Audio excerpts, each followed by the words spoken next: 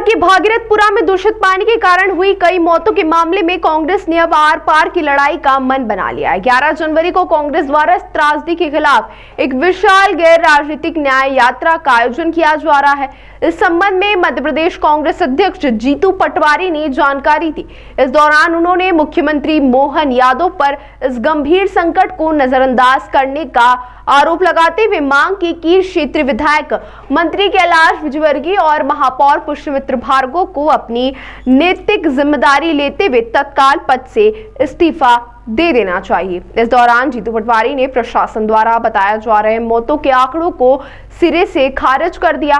उन्होंने दावा किया कि मृतकों की संख्या 6 या 10 नहीं बल्कि 20 से अधिक हो चुकी है।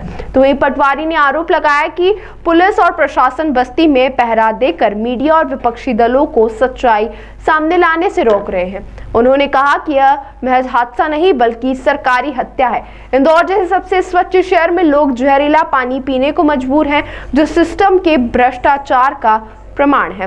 वहीं जिम्मेदार लोग अब आरएसएस कार्यालय के चक्कर लगा रहे हैं। फिलहाल इंदौर में हुई इस बड़ी घटना को लेकर कांग्रेस के नेता लगातार आक्रामक रुख अख्तियार किए हुए हैं। वहीं भाजपा के नेता इस मामले पर चुप्पी साधे हुए नजर आ रहे हैं। महासचिव ऑल इंडिया कांग्रेस कमेटी हमारे यहाँ उपस्थित हैं।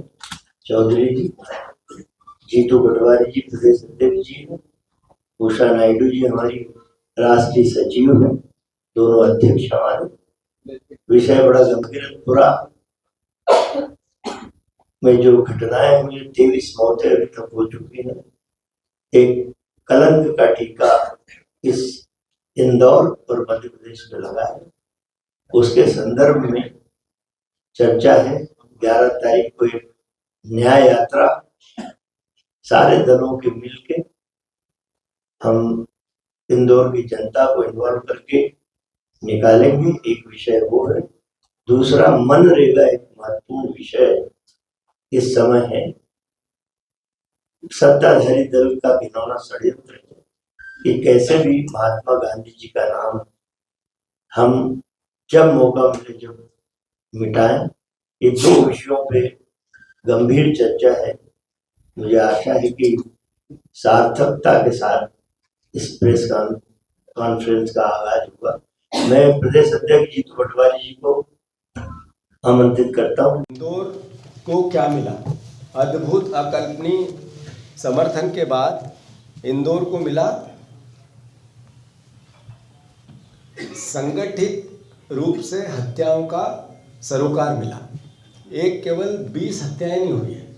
ये कोई मौत घटना या दुर्घटना की नहीं है। ये लापरवाही के कारण हत्याएं हुई हैं। इससे पहले हत्याएं हुई थी चूहों के काटने से बच्चों की। उससे पहले आईसीयू में आग लगने से कई परिवारजन की। उससे पहले इंदौर में हत्याएं हुई थी। एक कुएं में भारतीय जनता पार्टी के नेताओं ने कब्जा किया और उस पर कई लोगों को चढ़ा। उस कुएं में 36 लोगों की मौत हो गई। 2 साल ही बीते हैं। तो ये संगठित एक तरह से हत्याओं का सरोकार अगर किसी ने किया तो भारतीय जनता पार्टी ने किया। कर्मी अधिकारी भी जो आए, वो भी जनप्रतिनिधि, वो भी सबने मिलकर जो इस इंदौर को दुनिया में नाम कमा दिया था, उसको मिटिया मलेट कर दिया इस मेयर ने, इस परिषद ने, इस पूरी MIC ने। उसको गड्ढे में डाल दिया। अब कहीं भी बात होती है तो एक ही बात होती है कि वो इंदौर जहाँ जहरीला पानी मिलता है, जिससे जहर में पानी पीकर लोग मर रहे हैं, जहर का पानी पीकर लोग मर रहे हैं। कैसी हालत कर दी। अहंकारी अपराधी के रूप में कैलाश विजयवर्गीय ने कैसी नैतिकता का तकाजा दुनिया को बताया, देश को बताया। जर्नलिस्ट के जवाब में कि एक बार नहीं हुआ, ये जर्नलिस्ट को एक बार जवाब नहीं दिया गया है।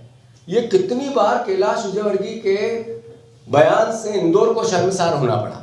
इंदौर ने इतने भारी वोटों से उनको हर बार जिता देते हैं। वो अहम भरते हैं, अहंकार लेता है उनके मन में कि मैं जीत के आता हूँ। और जिस तरीके की बयानबाजी करते हैं, क्या इंदौर का ऐसे सम्मान बढ़ता है? तो अहंकारी अपराधी के रूप में कैलाश विजयवर्गीय ने नैतिक जिम्मेदारी लेते हुए इस्तीफा क्यों नहीं देना चाहिए? और अफसरों के अस्पतालों की चीखें सत्ता बंद कमरों में बैठकर जिस तरीके से अधिकारियों को डराना और धमकाना कर रही है, ये इंदौर के लिए इससे पहले कभी नहीं हुआ था। क्या आवश्यकता थी इंदौर कलेक्टर को संघ कार्यालय जाने की? क्या इंदौर का कलेक्टर का दायित्व नहीं था कि वो मंत्री के घर जाते, वो पीएस से मिलते, सीएस से मिलते, मुख्यमंत्री से मिलते? राजनीतिक दलों के कार्यालय अगर डीएम जाएगा तो फिर निष्पक्ष प्रशासन कैसे रह पाएगा?